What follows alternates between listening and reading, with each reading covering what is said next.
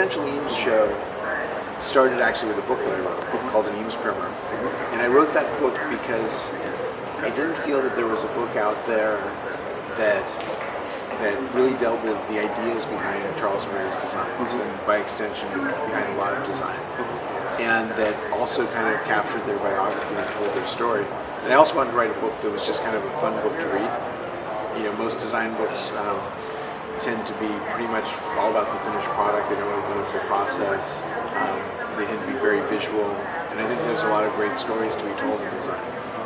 So I wrote this book, and the response has been, I wrote about 10 years ago, and the response has been, you know, quite wonderful and gratifying and all those things, in the sense that, you know, it's used in a lot of schools.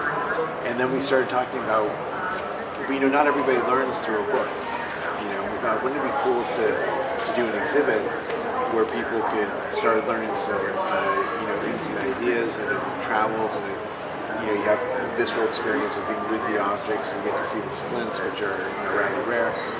And then we thought, well, let's just do, and when I say we, I was talking with Herman Miller, and they said, do you have any ideas? I said, well, you know, we could base something on the primer, because the chapters are kind of broken up thematically, so you could really use it as the structure of the exhibit pretty easily. And so that's what happened. So that's kind of how the project evolved. It opened in Hong Kong. It's been to Jakarta this year. It's going to Singapore next, and hopefully other places in Asia Pacific. But what happened was that my grandmother died very suddenly in 1988. So before the book was written, obviously. And I realized that if one of us didn't pay attention to this work, then things we cared about would go away, and they'd go away slowly, and then all of a sudden we realized where they're gone. So I was in LA, and so I really, I loved, I thought I should give this a try. And it was a very, what was interesting is that I think that if I had planned on doing it, if it had been like the family business that you're supposed to do it, it wouldn't have been nearly as much fun. But the fact that it just felt like the right thing to do, turned out to be pretty amazing. In that process, I did about 200 hours of oral history interviews with people who knew my grandparents. I did a ton of original research. I looked at many documents, and just really trying to dig into it and, you know, follow my intuitions and figure out how to know more. And then I realized I'd really learned a lot of stuff that wasn't accessible. And so, and even more, I thought that there really need to be design books that you could enjoy as a read. You know, I mean, like as a story, instead of always being, you know, picture books. And so it all kind of came together, and the publisher said, sure, we'll do it, and so I decided to go for it. And I'm really glad that I did, but it was really as simple as, I think these ideas need to be shared. I mean, their influence is pretty astounding. I mean, a lot of people say that there's no chair that's made today that doesn't have some part of an idea of an Eames chair there somewhere. I think that's probably true. I think what's even more interesting is that I don't think there's ever been some people who contributed so majorly to so many different disciplines.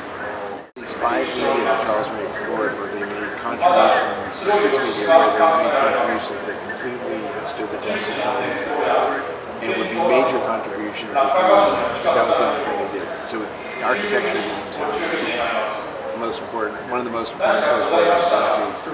If that was the only thing they did, they would be famous architects. The chairs, they did 2 of these chairs, they were famous furniture designers. Toys, the House of Cards, after 60 years of scale production, still selling tens of thousands a year. Exhibitions, mathematics, you know, still a landmark, and still, you know, the mathematic exhibit is on permanent display in 2 museums right now, 50 years after it was designed. The content is still completely valid. Then there's graphics, like the textiles and some of the posters they designed, and film.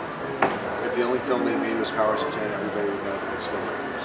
So that, I think, is when you ask why is their influence so widespread, is that they put their philosophy, they express their philosophy in so many different media.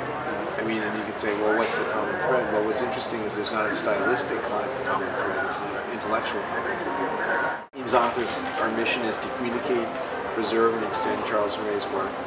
So as a family, we've made the decision to do our own work outside the office.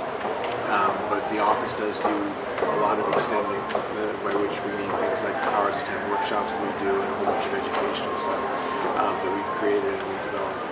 And then we work, I mean, the thing about the furniture is the reason why it's so important to take care of it is that the chair that Charles and Ray were designing is the chair that Herman Miller makes tomorrow. They weren't trying to design a one-off vintage piece or a vintage piece. They were trying to create a system that would give you this guest-host relationship again and again. And Charles said that the role of the designer was basically that of a good host, anticipating the needs of the guest.